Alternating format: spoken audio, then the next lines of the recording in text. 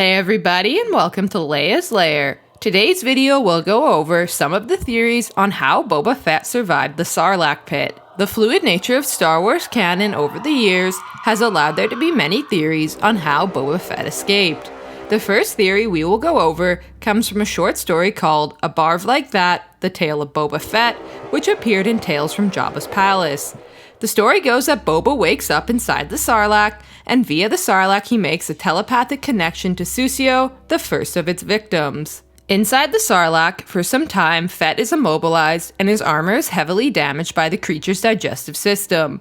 He learns that Susio can exert control over the Sarlacc. He goads Susio, making the Sarlacc contract around his jetpack. The resulting explosion frees the bounty hunter from the Sarlacc's grasp. He then fires concussion grenades into the wall of the beast, blowing a hole in its interior. Boba Fett escapes the Sarlacc, which, like him, is badly injured but still alive. The next theory, and arguably the most silly, comes from Star Wars parody comic book series Tag and Bink Are Dead #2, about two inept rebel officers, Tag and Bink, who get separated from the rest of the rebels. They make it to Yavin 4, where they come into contact with Boba Fett. The bounty hunter and the rebels engage in a brief firefight, and through sheer dumb luck, Tag and Bink manage to knock the infamous Boba Fett unconscious. Taking advantage of the situation, Tag and Bink leave Boba Fett tied up and decide to steal his ship's fuel.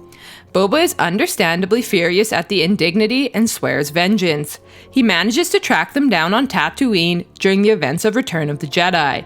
In revenge, the bounty hunter ties Tag and Bink to a pole and kicks them into the Sarlacc's great pit of Carkoon.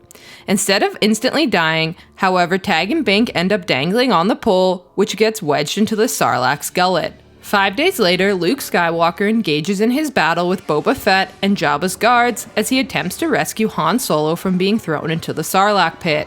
Inside the pit, Tag and Bink see several guards fall into the Sarlacc's mouth and grumble that it would take a jetpack to get them out of the pit.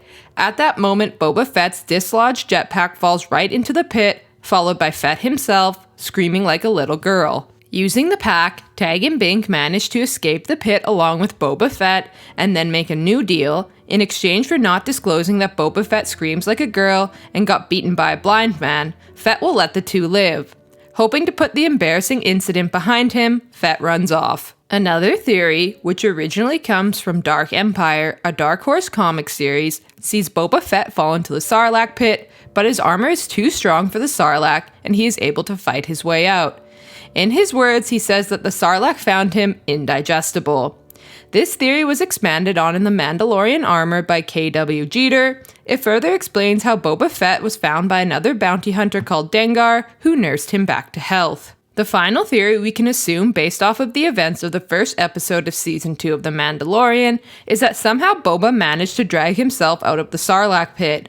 It's possible he was badly injured by its digestive juices and thus forced to leave his armor behind. It was then found by the Jawas, who raided the badly injured Sarlacc for treasure and sold to Cobb Vanth. Whatever the truth is, I'm sure we'll find out soon in The Mandalorian, and we cannot wait. And there you have it. Thanks for watching, everyone. How do you think Boba escaped the Sarlacc pit? Let us know down below in the comment section. And remember to like, share, and subscribe to the channel for more great videos to come. We hope to see you all again in Leia's Lair. You are not a Jedi yet.